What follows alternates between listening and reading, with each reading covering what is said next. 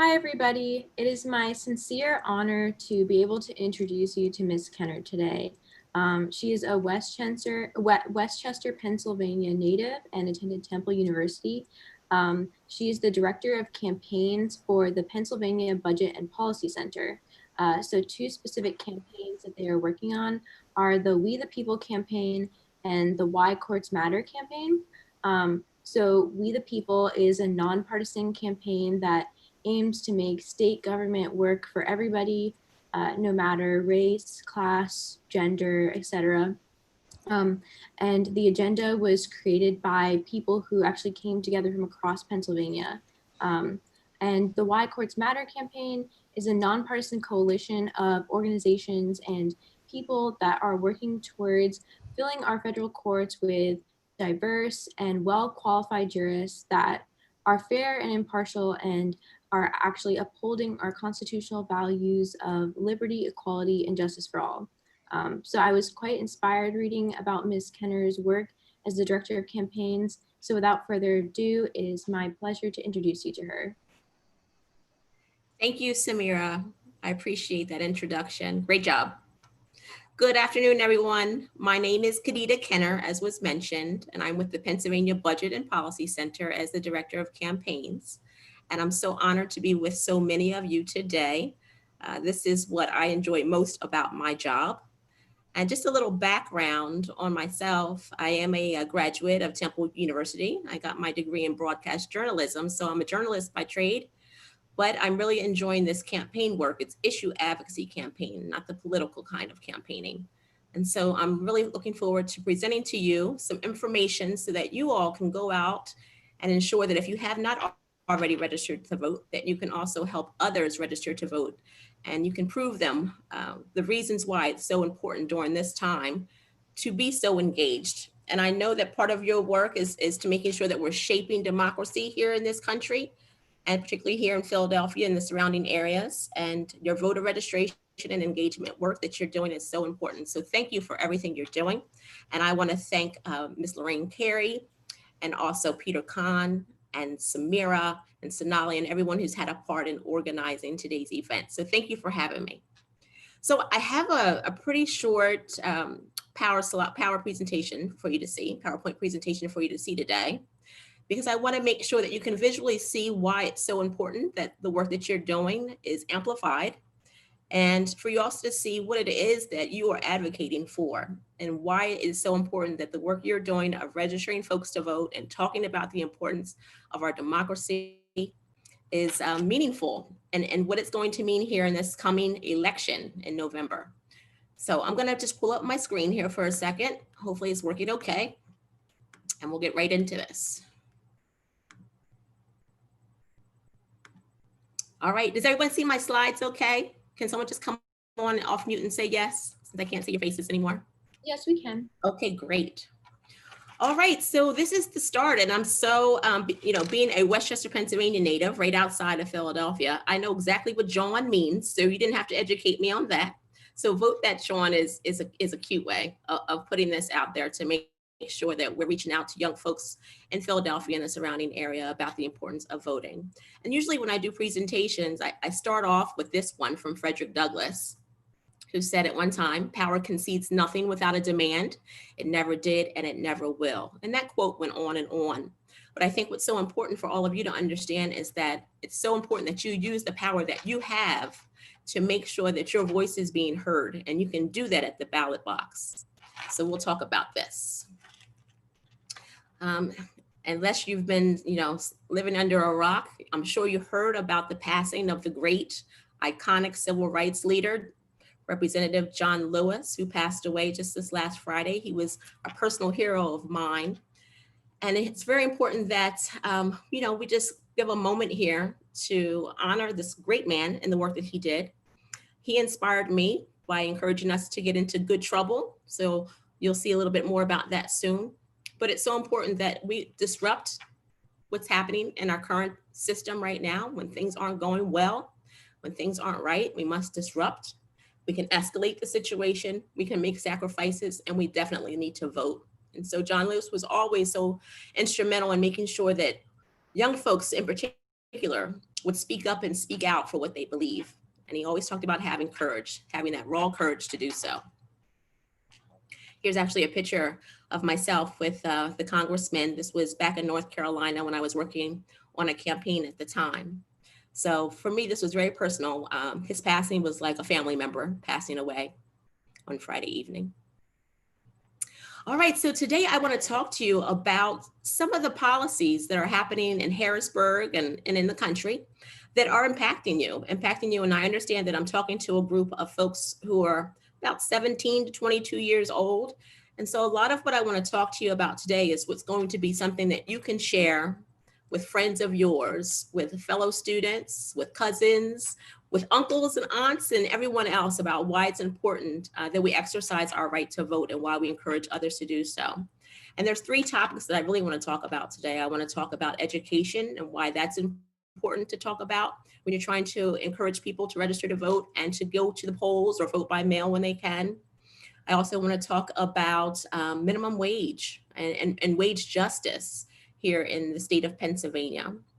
And so we're going to talk about those things, and then also taxes, a fair tax system, so that we can actually pay for all of these things. So I'm going to kick it off here with this nice little map of the Northeast region. And as you can see here in red, Pennsylvania, we have the lowest minimum wage of every state that surrounds us. We've been stuck at the federal level of $7.25 for more than a decade. And people wonder why there's so much poverty and crime and other systemic issues here in the state of Pennsylvania. It's because our minimum wage is so low, especially for cities. Philadelphia being a first-class city, we have one of the lowest minimum wage in the entire country. And make no mistake, that's part of the reason why we have so much poverty in Philadelphia, because of the minimum wage. When you can cross over on the Ben Franklin and head into Camden, and you can work at a McDonald's in Camden and make now $12 an hour versus a McDonald's on Germantown Avenue and make $7.25 an hour, that's a big difference. And so I think part of us trying to get into some more wage justice here in the state, we have to increase this minimum wage. Minimum wage is so important to pull folks out of poverty. A lot of times the argument is, well, it's just a starter job. It's just for burger flippers. It's just for grocery bag worker, grocery bag folks there at the grocery store. Well, that's not actually true. There's lots of other industries that are making much less than the $15 an hour that we're advocating for. Even the $12 an hour, we'd like to see minimum wage go to very soon. And if we want to add in, everything that's happening in the world today, we have the couple of pandemics going on. Not only do we have the COVID-19 pandemic, we also have the Black Lives Matter movement that's been a systemic issue in terms of racism here in the state, Philadelphia, across the country. All of these things compound.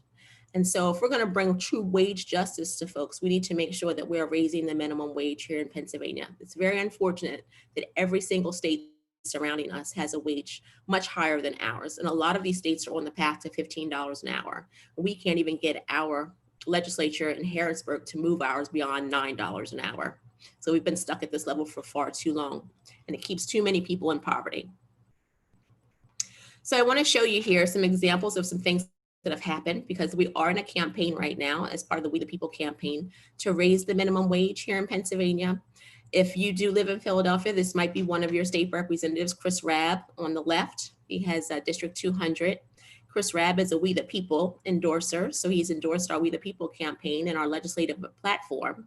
And so we can't have Harriet Tubman and others on the money at this point. So we put Chris Rabb on the money. So we have a man of color on the money right now. It's a $15 bill for a $15 an hour bill is what we're looking for.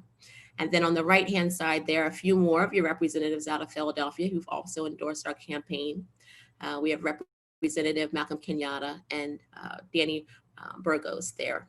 And if you're interested in learning more, you can text 33339, text wage to 33339, and you can learn more about how you can help us raise the minimum wage here in Pennsylvania. So there's examples of what we're kind of doing here to make sure that we're advocating for this. And, part of that first slide I showed you about agitating and organizing and working for this these are examples of some partnerships we've formed across the state. CASA is an outstanding organization that does a lot of work around immigrants' rights. We have our unions that are very helpful to us in trying to raise the wage because it's their workers that need to see this pay increase, SEIU. Rock United in the background, it's the Restaurant Opportunity Center, trying to raise the minimum wage for tipped workers. Um, I'm sure if some of you out there are waiting tables or you know someone who's waited tables, you should know that in the state of Pennsylvania, those folks are making $2.83 an hour. And if we don't tip them, they are making $2.83 an hour. And so we really need to make sure that we have one fair wage, and that's for all workers to raise their minimum wage to $15 an hour, and the tip workers. We need to raise their wage to $15 an hour as well, and then tip them on top of that because they deserve it. If you've ever waited tables, you know it's a hard job and they deserve that money. And so we've worked with other groups to help advocate for this, and we've mobilized our legislators and constituents to take action. And this is outside of Senator Jake Corman's office in Center County, right outside of Penn State main campus. And we worked there with the Center County for Wage Justice Coalition. So a lot of students there at Penn State University who are looking to raise the minimum wage because they know on campus they are making $7.25 an hour at some of their jobs. And college is super expensive. High school is super expensive. If you're trying to get involved in any activities, we all know how expensive high school and college can be. And so it's so important that we raise that minimum wage if we're going to have some wage justice. And we've mobilized people to take action. Here's an example of us outside of a representative's office. This is in Berks County, outside of Reading, if anyone out there is from that area. And so this is an opportunity for us. We had some younger folks there in the background too with the Sunrise Movement, if you're familiar with that organization, and others. And we were asking our legislator to have a heart. It was on Valentine's Day for this action. Asked him to have a heart and raise the minimum wage. Obviously, we were unsuccessful because the minimum wage still is $7.25 an hour here in Pennsylvania, but we're not going to stop. So, I like to show this slide as an example of why there's such inequality in our country, in our state, and in Philadelphia, of course. I want to show you this information here because I know personally I'm a product of the University of Pittsburgh. Both my parents went to the University of Pittsburgh. That's where they met. And when they were there in the late 60s, they were able to pay for college by working at a grocery store, bagging groceries. My mom graduated from college debt-free by bagging groceries at a grocery store. I'm sure you can't imagine that today. So back then in 1975, for example, minimum wage worker only needed to work for 5.5 summers, and they could graduate from college debt-free during that time, not have that college debt. But today, young folks need to work for 18.5 summers in order to graduate debt-free. And most of you are not even alive 18.5 summers before you even go to college. So we see how impossible it is truly to graduate from college if you're not going on a scholarship or if you don't have assistance, to graduate without that debt. And I know myself personally, I went back to college later in my life. I am currently in student loan debt. So although I am not a millennial, I have debt like a millennial. And I'm sure that all of you are trying to work your way through not having that college debt. And so if we can raise the minimum wage, we can help change that for a lot of folks. So there's something called the Pennsylvania Promise that I want you to know. This is something we're advocating for in Harrisburg to cover tuition and fees for recent high school graduates, because I know many of you probably on this line today who are watching this have interest in going to college or trade school or what have you. And so if you can actually get our government to help assist in paying for your college, that would ensure that you wouldn't have so much debt when you get out of school. So we'll cover 4 years of tuition and fees for recent high school graduates, as long as their family makes less than $110,000 a year and you get accepted into one of the state system of higher education schools. It would also provide an additional 4 years of grants up to $2,000. And that's if you attend a state-related university, from $2,000 up to $11,000 a year. And then it provides grants to adults without college degrees as well, if they're returning back to school and want to work in, in demand skill industries. And so this is something we're advocating for right now to make sure that we're making college affordable. No one should start off their life in extreme debt. So, besides college funding, some of you still are in high school. There is an issue of inequality as it relates to our K through 12 schools here, kindergarten through 12th grade. And that the poorest third of students right now are getting $9,000 spent on their education a year. Yet the richest children in Pennsylvania They get more than $12,000 spent on their education each year. And that's an issue. We're talking about wage justice. We're talking about economic justice. We're talking about justice for everyone. And so when you have the richest kids getting more money spent on them than the poorest children, that's not fair. And what makes that not fair is that here in Pennsylvania, we fund our educational system through property tax. And so if you live in an area where properties don't have this great value, let's say in Philadelphia, like they may have in Lower Merion, right? So you have this disparity in wealth, which trickles down into the educational system. And so we have an issue that we need to solve there as it relates to inequalities in our Pennsylvania schools. Pennsylvania ranks fourth from the bottom in state higher education investment. So that's in terms of college education. We don't invest in our young folks here in the state of Pennsylvania, fourth from the bottom. We rank 40th out of 50 states as it relates to college adults. Adults 25 through 64 having a college degree. So there's work to be done there as it relates to funding our education here in the state. And again, I'll give you some more stats just so you have them. I'm going to go back here for a moment to this slide here. And I want to remind you, that the state share of K through 12 education funding is so much lower now than it used to be in the 1970s. In the 1970s, the state government would pick up 55% of funding for your education, but today it's less than 30%. The rest of that funding comes out of property tax. So if we weren't relying on where you live, what your zip code is to determine what kind of education you receive, we would be so much more fair to all children across the state, not just the ones who live in zip codes that can afford to have a great education. So these are a few things that we've talked about so far. So we've talked about K through 12 education funding. We've talked about college education funding. We've talked about wage justice, economic justice in terms of raising the minimum wage. There's other reasons why you should be so out there, encouraging people to vote that Jawn, right? Tell them the reasons why. So I want to give you a few more reasons why it's so important. So in the introduction that Samira gave you, she told you that one of our campaigns is the We the People campaign. And that's the campaign that does work on, raising the minimum wage, making sure there's affordable housing, making sure we're securing our democracy and people are getting out to have access to the ballot and being able to vote. And then the other campaign is the Why Courts Matter campaign. And I'm going to show you how the Why Courts Matter campaign is all intertwined. This is all woven in, and we need to be able to talk about both things at the same time. And so when you're out there trying to encourage folks to register to vote, you need to talk to them about different cases that are impacting our lives and what's at stake in this election in November. And so one of those things at stake is the fact that so many of you are on your parents' insurance. And if the Supreme Court were to gut the Obamacare or the ACA, which allows you to stay on your parents' insurance until your mid-20s, you would have to actually pay for your own insurance.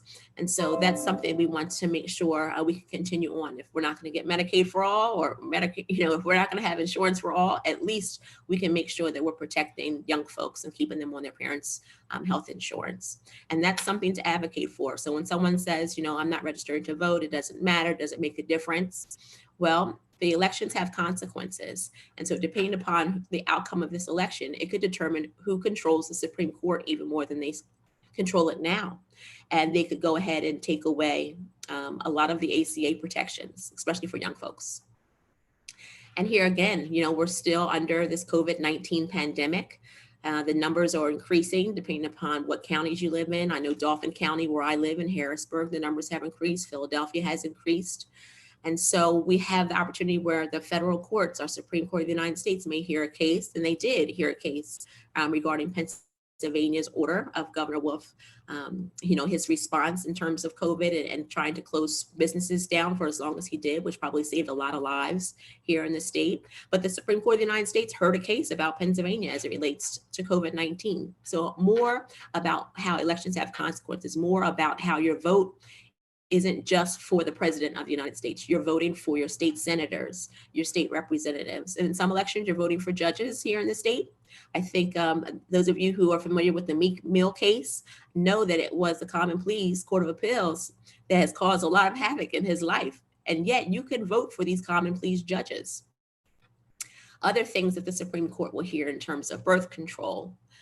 That's important for a lot of folks out here. You have Josh Shapiro, our Attorney General, talking about this. The United States Supreme Court will hear cases regarding that. Also, Philadelphia is a sanctuary city. We make sure that we're taking care of everyone, not just a certain few. We are a country of immigrants. And so this is an opportunity for our Supreme Court and our federal courts to really protect the sanctuary cities like Philadelphia and protect those immigrants here in the country. Here's an example of North Carolina students. So these are students your age who are really expressing themselves, speaking truth to power, as Representative John Lewis would say, getting into good trouble. These are North Carolina students your age who are out there saying that they want this voter suppression that was happening to them in North Carolina to stop. And so this is something that you should be advocating for as well. No one should have the opportunity to take your rights away. So many fought so hard for you to have the right to vote. And so we can't allow that to happen. Other things you may be concerned about. Maybe it's the environment. Maybe it's those who are seeking asylum into this country. And so these are all things that are heard by the courts. And you get to choose what senators sit on, who sit in DC and determine what kind of judges we get on benches in that area. So a lot of other issues that the Supreme Court will hear that's important for you to know, because what happens on the Supreme Court happens in other courts across the country, in our lower courts, and also can impact our state courts as well. So I'm going to remind you of this, Representative John Lewis in his talking to us about wanting to disrupt the system and escalate and sacrifice. I'm going to show you an example here of that. This is an opportunity. You can see me down there on the floor. I can never hide my facial expressions. You'll always know exactly how I'm feeling by the way my face looks. But this was outside of Senator Chuck Grassley's office in DC. We wanted to do what Representative John Lewis said, and that was get in the way and disrupt. And we did that. We sat outside of his hallway and we were trying to stop a lower court appointment from happening in DC. And it was a great group of folks that we went down to DC from Pennsylvania. We made history that day. We were from all across the state. We were from Central PA. We were from Philadelphia area. We were younger, we were older. There were 2 college students with us that day, and others, Black, white, gay, straight. I mean, we really looked like America going down to DC that day to disrupt. And we actually got arrested that day. Not that I'm here to advocate for you to do that. But this is part of civil disobedience. This is part of getting in the way when you feel as though what's going on in the world is not right and what's not just. So we called ourselves the Porter 9. There were 9 of us that got arrested that day trying to stop our lower court appointment. And that was the first time I had ever been arrested in my life. And I can tell you I've done it now 2 times since. So I'm on my 3rd arrest for trying to protect our civil rights and trying to protect our human rights and our voting rights. So this is an example of things that folks are doing. There's 2 young college students here that went with us. They were sophomores at the time, Jenny and Brianna, and that was also their first arrest. But we'll always be together and remember those moments of civil disobedience. So, I mean, I don't have too much more for you today in terms of a presentation. I want to be able to make this as back and forth as we can, and we can have some really good and lively discussion about this. So we've talked about tax reform and the need to tax folks, and I want to talk about that a little more. So I'm just going to go back and repeat something for you. We talked about during the education, how we're not funding schools properly here, and that comes out of property tax. There's a way around that so that we don't have to rely on just property tax to make sure that kids in Philadelphia and in Reading and in Harrisburg and in Philadelphia can have, and Pittsburgh can have the same kind of education as kids in Lower Merion, kids in King of Prussia. We want to make sure that that's fair for all. And so we're asking for our legislature in Harrisburg to institute something called a fair share tax, where we're actually taxing the rich.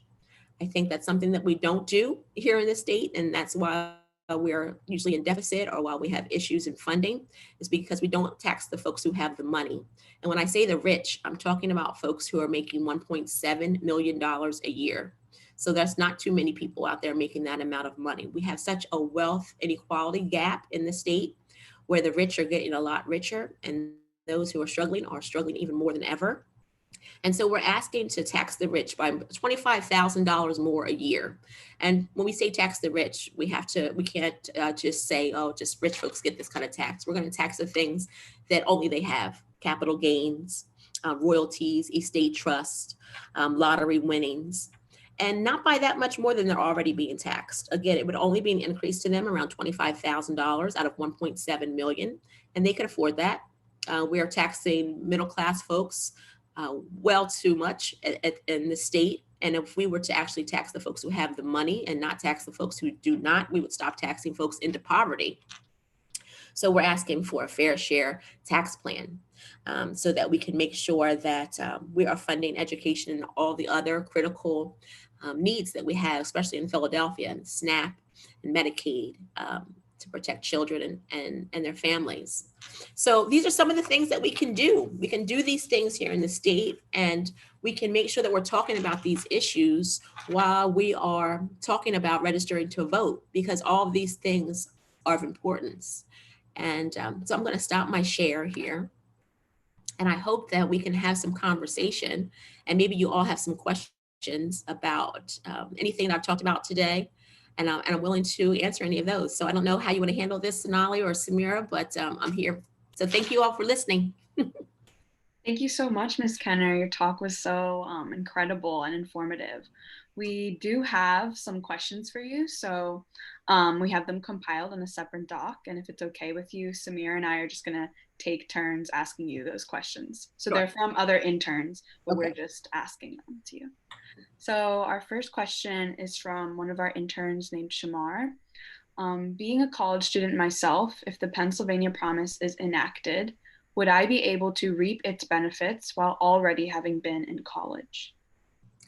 Okay. So tell me again, this person who's asking the question, they're currently in college? Yes. Yeah. So it wouldn't be a retroactive. But if you're still in college, if the Pennsylvania Promise goes through, yes, you'd be able to reap those benefits. This is the Pennsylvania Promise is something we've been working on for years. Haven't been able to get that improved. Senator Haywood and Senator Hughes, both out of Philadelphia, are big proponents of the Pennsylvania Promise.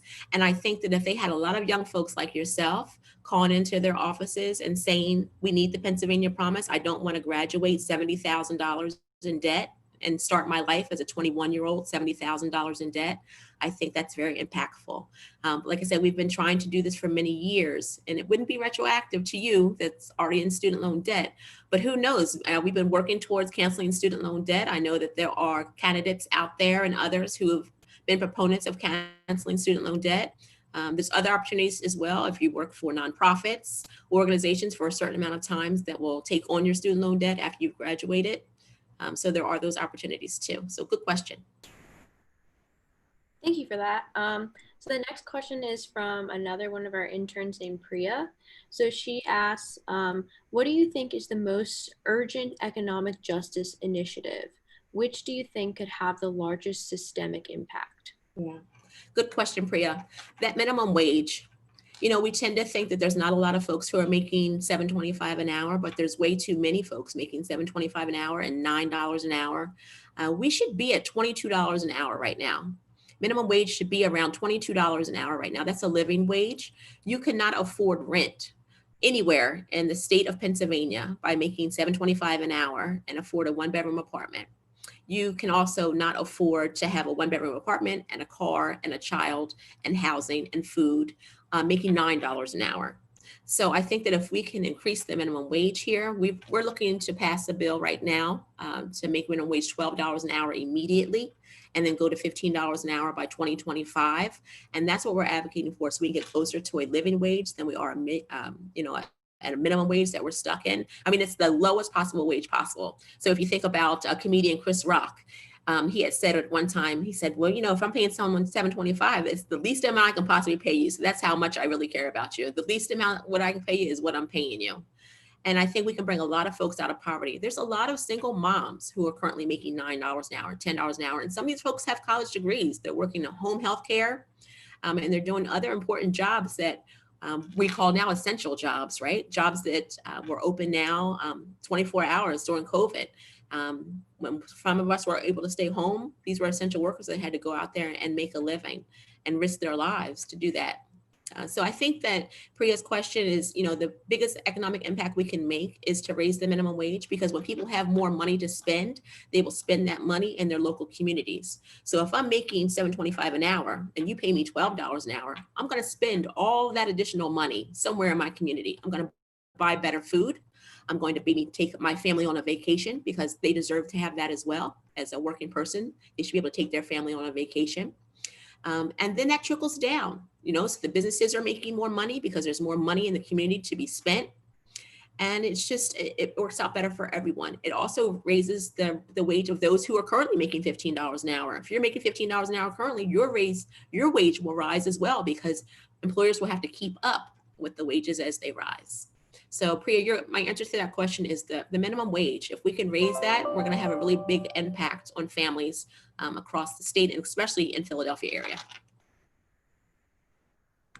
Thank you so much. So our next question is about disparities.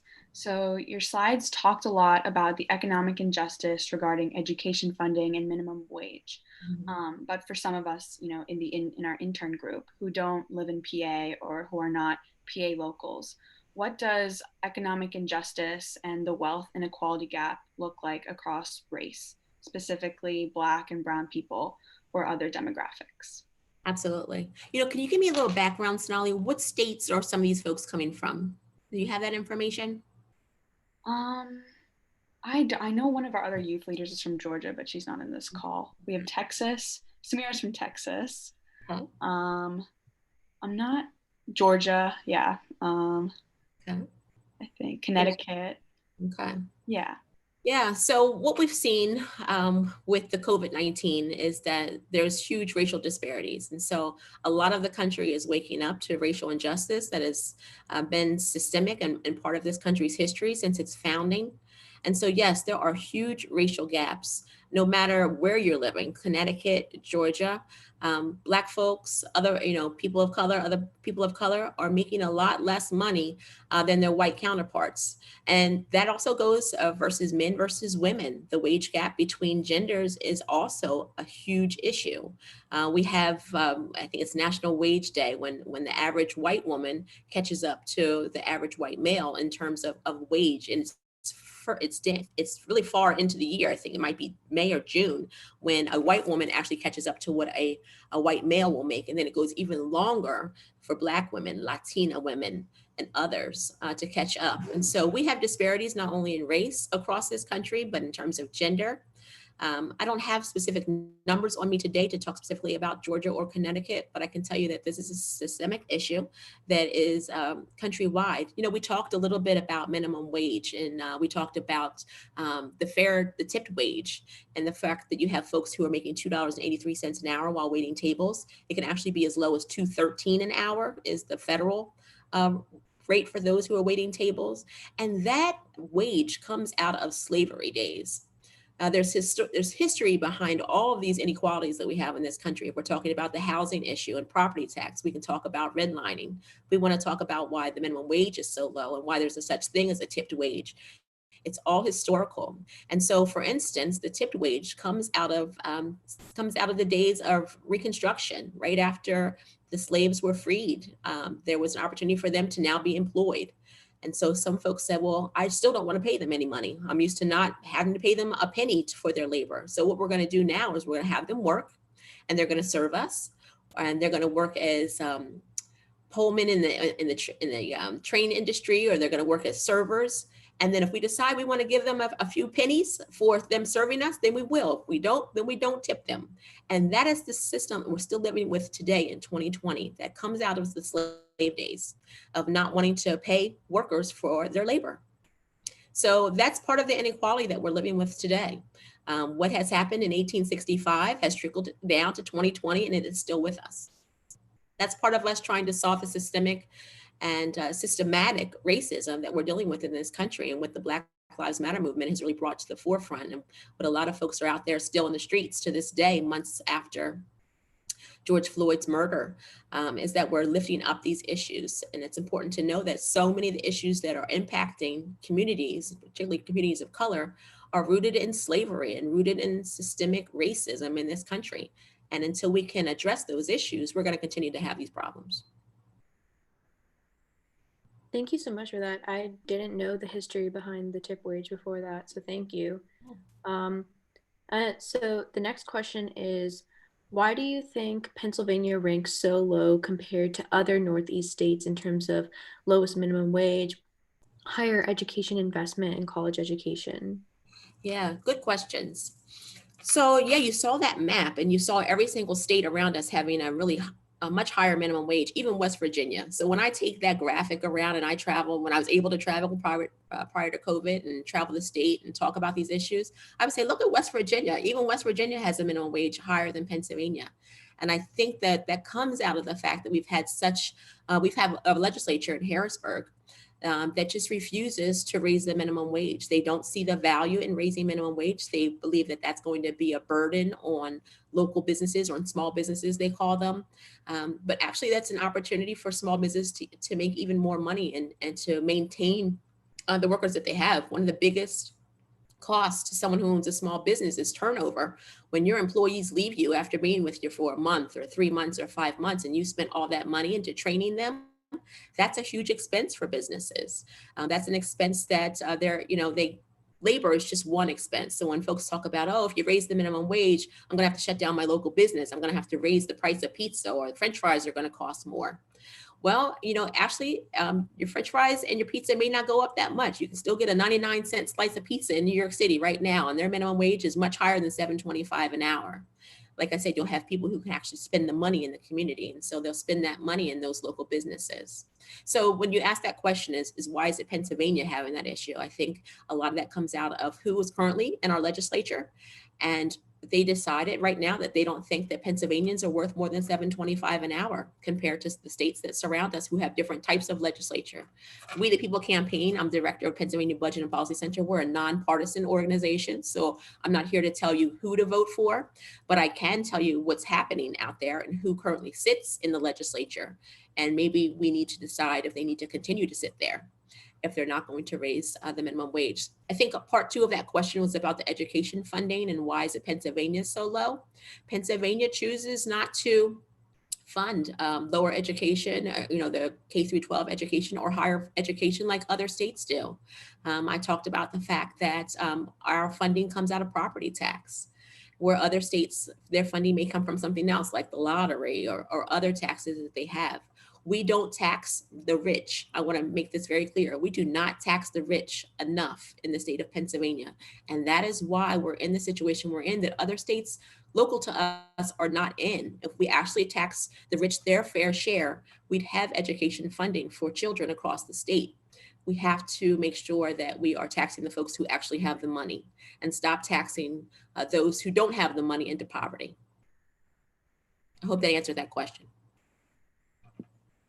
Thank you so much. We have another question from our intern, Cameron. Seeing the difference in numbers in terms of funding for public schools in the city of Philadelphia compared to Lower Merion, I can't help but think about gentrification. So I would like to know what gentrification means for students that attend city schools and how gentrification affects education. Yeah. So that's a really good question. So just so folks are, may have the question, what is gentrification, in case you don't know? There's something going on right now in which people are being priced out of their homes. You have folks who have lived in the city of Philadelphia for generations, and maybe their property, when they purchased it, cost $40,000 for a 3-bedroom row house. But now they're moved into Northern Liberties or another area of the city where now it's costing a lot more money. And that $40,000 home that they purchased is now worth $300,000. That increases the property tax on that home. And a lot of those folks can't afford that tax anymore. And so they're forced into selling their house, and at a loss most times. But the question behind gentrification and how that's impacting funding for schools, I mean, yes, when property tax is raised and you're getting more of that because houses are now worth more in certain areas of Philadelphia, that will impact. But overall, the city of Philadelphia is in extreme poverty as it relates to housing. And not as many people own their houses in Philadelphia as they do in other cities or other suburbs of the state of Philadelphia. So that that money isn't coming in that way. So yeah, I mean, if you're going to talk about, Northern Liberties or other little areas there in Philadelphia that are starting to be gentrified, yes, there's going to be a little more money coming in revenue, but it's not enough to impact all those students who are living in North Philly, in West Philly, and other places in the city. Thank you for that. Our next question comes from Miss Carey, and she asked, "What do you say to people who say that more taxing kills jobs?" Yeah. So more taxing kills jobs. There's lots of things that go into taxes and different ways in which we can raise revenue across the state. And studies have shown, for example, there's a study out of UC Berkeley that talks about, we'll just talk about the minimum wage for a second, and how folks thought that if you were to raise the minimum wage, that would kill jobs. Well, that study showed because there are so many other things that are related into a small business, not just the labor cost, that there was no real impact on job loss because of the raise to the minimum wage in those areas. But no, I mean, taxes are a part of life, right, for a lot. And no, we don't see the studies in terms of killing jobs when you raise taxes here in the state of Pennsylvania. It's a false narrative that's been put out there for so long that we've kind of adopted it. And there's other costs that go into this and other ways in which we can raise revenue. We can close like the Delaware loophole where businesses can actually say that they're located in Delaware so that they can avoid paying taxes here in the state of Pennsylvania.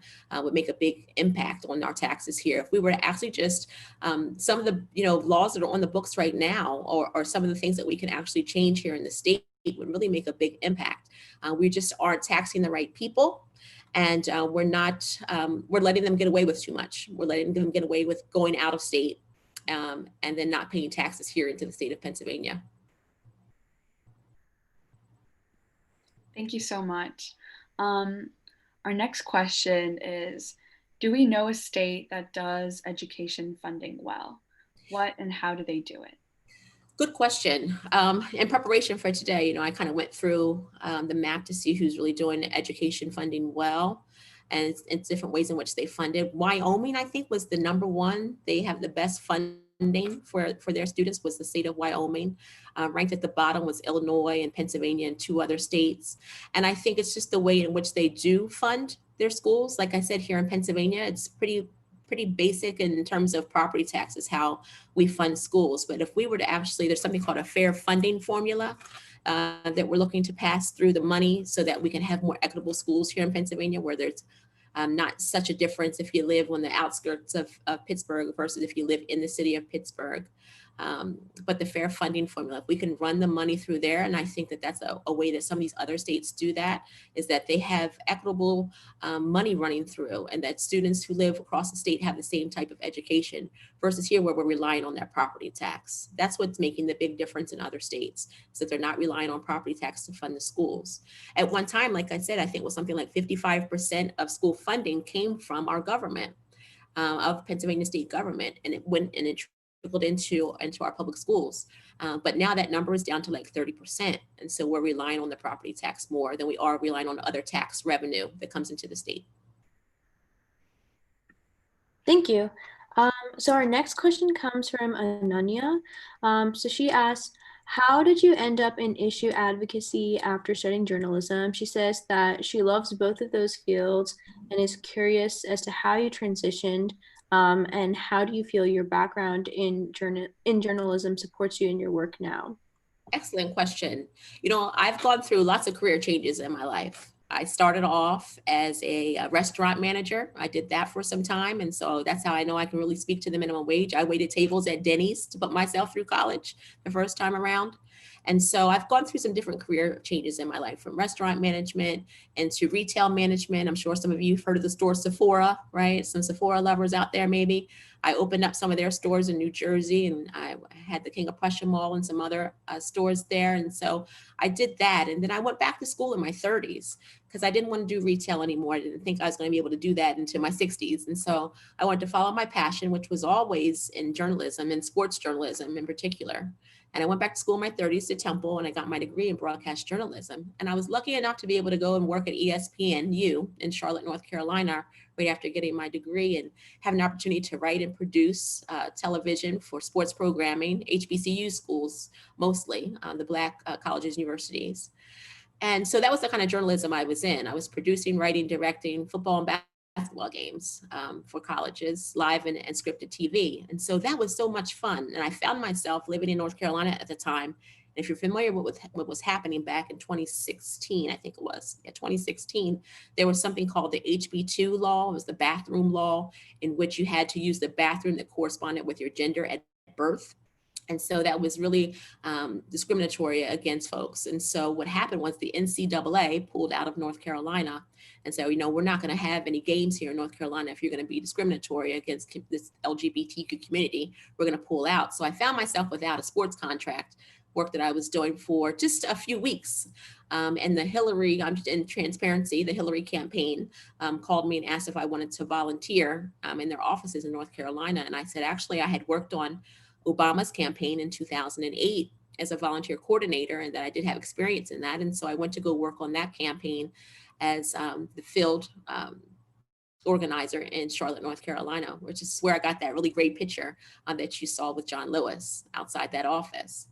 And so I did that work. And I decided after that 2016 election, when the outcome wasn't what I particularly wanted it to be, I decided that I couldn't go back to working in sports journalism and having so much fun inside a production truck and having that good time. I wanted to defend democracy. And so I went into issue advocacy with the Pennsylvania Budget and Policy Center. I was pre-law in college the first time around, so I did have a little bit of a law background and enjoyed that profession. I know that the courts have been able to grant rights. As a Black woman, I know that my rights have been granted and also taken away by the courts. And so when I had the opportunity to move back home to Pennsylvania to work on that Why Courts Matter project, I took it up. The question was also, how is the journalism background helpful in what I'm doing? Is that what you learn in journalism one-on-one is to follow the money. And so a lot of what I do is following the money to see how I can bring about outcomes that are different currently. So I can tell you that so much of my background has been helpful in the work I do. So even as a retail stores manager, that background is important. It's all transferable skills into what I'm doing now, where I can be able to relate to the public and speak to the public and be engaged in having speaking engagements like this and talking to folks. So all of that is, relative experience that you're going to gain no matter what kind of industry you go in right after school. Like I said, I've changed my careers 3-4 times, and I might have one more still in me. Who knows? But I can tell you that, yes, as a journalist by trade, just learning how to investigate, how that you can use the different programs that are out there to track down information, how you can Google fiercely and quickly when you need to find the answers to things and be creative. So yeah, the journalism degree really did help in the work that I'm doing now, and it enables me to communicate with folks, follow the money, and listen intently to what's going on to find out what it is that the problems are that need addressed. Thank you so much. We have a question from our intern, Michaela. Philadelphia is a city with a lot of large universities and colleges that have money. Do you think those institutions are in a position to help the Philadelphia education system or wages in the city? Are they taxed properly? Good question. Good question. So that's something I haven't followed the money on that one, on that part. So I need to do a little more research there. But I know that there's a lot of colleges have certain endowments that they have that they can assist in making tuition more affordable. I can tell you right now that the reason why there are so many folks in the Pennsylvania area who are suffering so much of student loan debt is college in Pennsylvania is so expensive here in Pennsylvania compared to other states, and we don't fund it the way other states do. Where the state is actually giving money into these colleges and universities for their to help with tuition. The cost of tuition rises every year. You saw that graphic that I showed you back in the 70s where you could bag groceries and graduate debt free. You can't do that today. The cost of education has increased so that it's almost out of reach for some folks. without going into debt or trying to get scholarships. So, it just depends on the college. I can't tell you that I've investigated any of them in particular in terms of how they're taxed or how they are, using endowments and funding that they have to assist students. But that's definitely something to look at. And now you've given me a project. So thank you. Thank you. So our next question is from Miss Carrie, and she wants to know how specifically we can research judges or how we can tell other youth how to. Absolutely. Good question. So I wish I was able to do a full Why Courts Matter presentation for you today. That's my passion project. And I can tell you that what is happening currently on the federal benches. So there's two ways, right? So there's the federal judges that are appointed by the President of the United States and then confirmed by the Senate. And then there's judges that we vote on here in the state of Pennsylvania. So we vote on our common pleas judges, we vote on our appellate court judges, like our Commonwealth Court here in Pennsylvania, our Superior Court in Pennsylvania, and our Pennsylvania Supreme Court. And so I can tell you that it's very difficult to find information on judges who are running for office in Pennsylvania, because now it's become politicized where these folks need to raise lots of money to run for office. And so in order to do that, they also need to find you where you are and tell them why it is you select them as a judge. And I found myself as someone who's pretty knowledgeable as it relates to these judges across the state on election day, sometimes needing to Google someone and say, all right, let me Google this judge, or let me go onto their Facebook page and see what they're doing on the weekends. Is this someone that I want to sit on a bench that may one day be my final arbiter, make a decision about my life or or my family's life? And so I've gone to their Facebook pages and I see what they do on the weekends. Are they volunteering at the Boys and Girls Club, or are they golfing, out in King of Prussia? That's what I want to know about someone who wants to be a judge that could, determine things about my life and make determinations about my life. And so it's important that you just do your own due diligence. A quick Google will tell you a lot of things. We also retain judges or decide not to retain judges here in Pennsylvania. Once we vote on them and they become a judge, 10 years later, they're up for retention voting. And then when you go to vote on them, you say yes or no. And you don't know what political party they belong to at that time either. The R and the D is removed behind their name. And so you have to go into that poll and say, okay, I want to retain this judge, but you may not know if that's a good judge or not. Is this the judge that, made Meek Mill's life miserable? Or is this a judge who has lived experiences like mine and comes maybe from a lower income and understands what it's like to be poor and grow up and can make determinations that way? So I found myself on election day needing to Google a judge that was up for retention. And then I found information out about him and I hit the no button to retain. Because most of the times when you go to the polls, folks will just say yes on a question like that, because you don't want to say no if you don't know what you're saying no to. So it just, it comes down to that. This year is different. You'll have the opportunity to vote by mail this year. And so you have the opportunity to sit down at your kitchen table with your family and your friends, and you can look at these people's names and you can do your due diligence and you can Google them and you can learn more about them and make really informed decisions about who you're voting for. You don't have to worry about just going into the booth and hitting yes or no to someone. You can actually really sit down and take your time and figure out who it is that you want to put in these powerful positions, because they're making lots of decisions about your life and sometimes without you. Thank you so much. So we have one of our interns, Shamar, who has a question for you. So I'm just going to ask Shamar if you'll turn your video on and ask your question.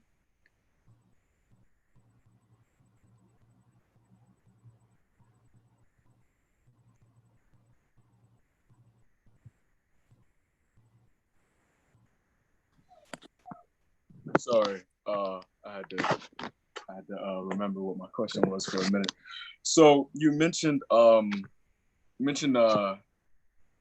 Senator Lewis's quote earlier, disrupt, get into good trouble.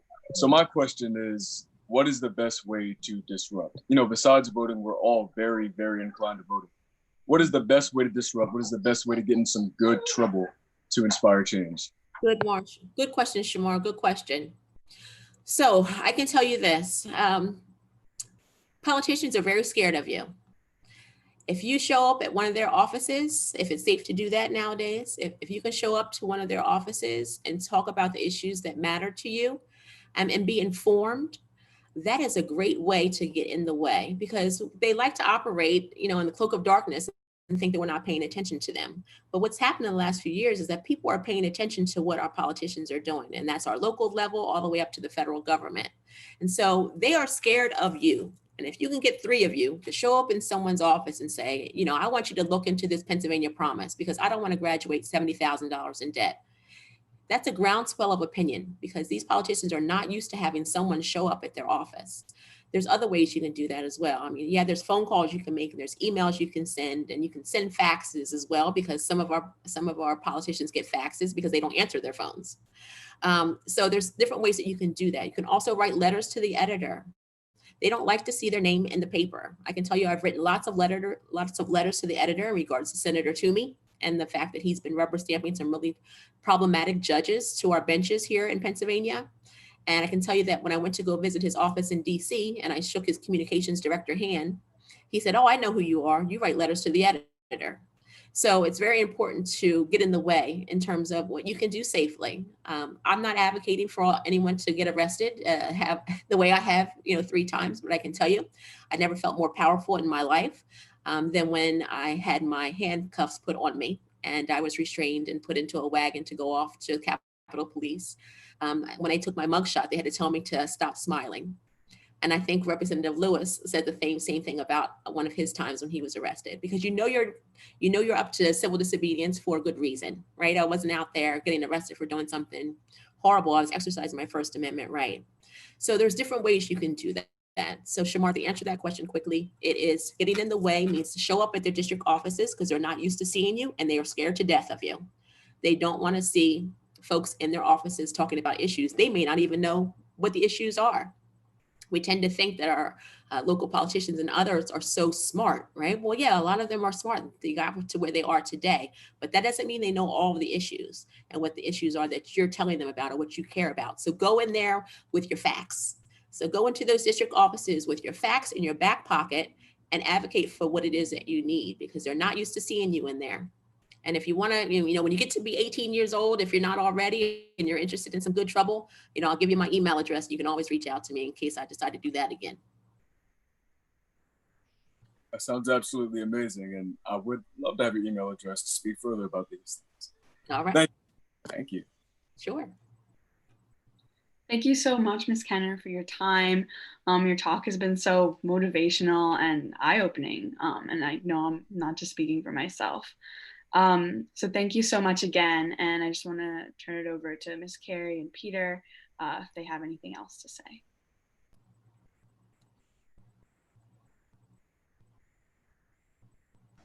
I have to say thank you. I have to say thank you on all our behalf. I've done a little bit of live tweeting during this time. We've been taking notes. We're going to think about this. We're going to put this, take little bits of this and chop it up and send it around to social media. We are so grateful, and I'm sure you will hear from some of us in future. Thank you. Thank you. Thank you so much. This was so incredible. The question that Shamar had asked, this is why I do this work, because of young folks like yourself who care about these issues, and you continue to inspire me, and you've given me a bounce on my step on a Monday to take this even further. So thank you for all the work that you are out there doing every day. And hopefully the action you're going to be able to take if you're old enough to be able to cast your ballot as early as September 14th. That's when early voting starts here in the state because of the mail-in ballot. Right. Yes, September 14th is the day. And so sit home with your family and loved ones. If you know someone who says, I'm not going to vote, it just doesn't impact my life. There's so much that impacts your life. And if your vote didn't matter, especially that person who lives in Georgia, you would know why they're trying to take these rights away from you. If your vote didn't matter, they wouldn't try so hard to take your vote away and suppress your vote and oppress your vote. So please do that. Vote that. Vote that.